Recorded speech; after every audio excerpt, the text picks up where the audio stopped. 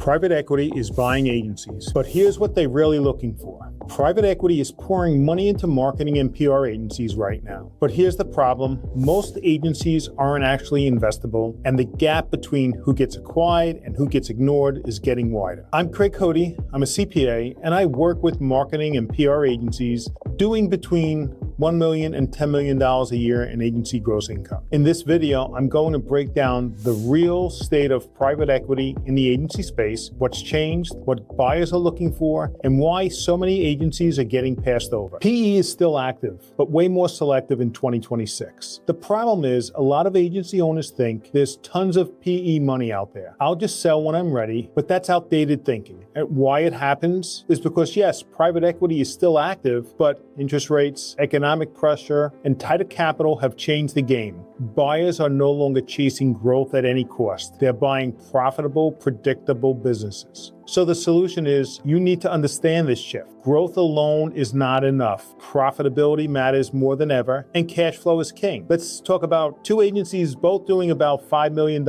in agency gross income. Agency A is growing fast with low margins, and Agency B is slower growth but strong margins and predictable revenue. Today, Agency B is going to be the winner. Point two is recurring revenue is everything. The problem is your agency may rely heavily on project work and you think your pipeline makes you valuable, but it may not. Why? Because agency owners confuse activity with predictability. Buyers don't value busy, they value visibility. The solution is to shift towards retainers, long-term contracts, embedded services. Even if your model includes products, you need a core recurring base. Let's say 70% of your agency gross income is recurring, you're immediately more tractable than if 40% is recurring. At 40%, you're a much riskier investment. Once they do that, point three is client concentration is killing deals. You've got a few big clients carrying the business, feels great, until due diligence comes around. Agencies grow through relationships, not always through diversification. The solution is track and manage client concentration. No single client, ideally over 20%. Ideally, you want it at no more than 5%. Your top three clients not dominating your revenue. So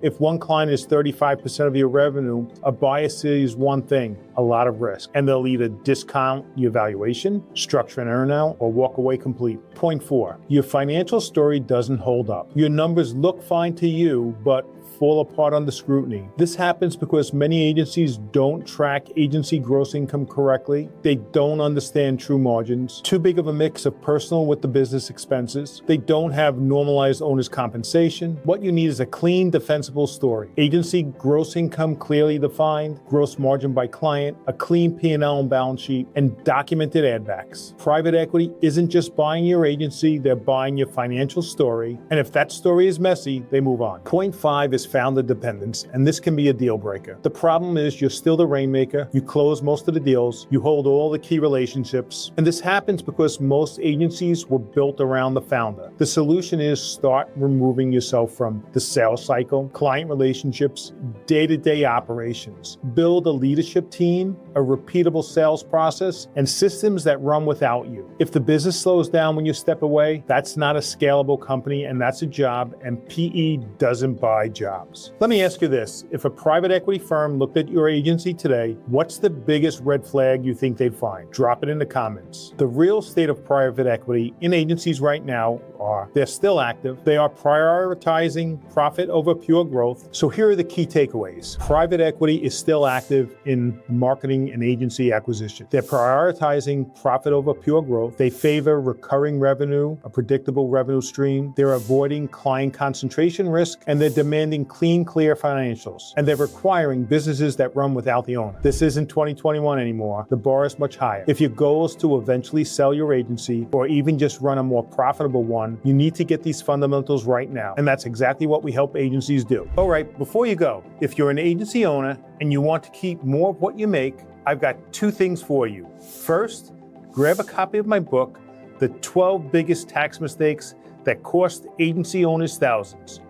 It breaks down the exact mistakes I see every day and how to avoid them. Second, if you want to see what this looks like for your business, get a free tax analysis. We'll take a look at what you're doing now and show you where you might be overpaying. And if this video helped you, Make sure you subscribe so you don't miss future strategies on tax planning, cash flow, and building a more profitable agency.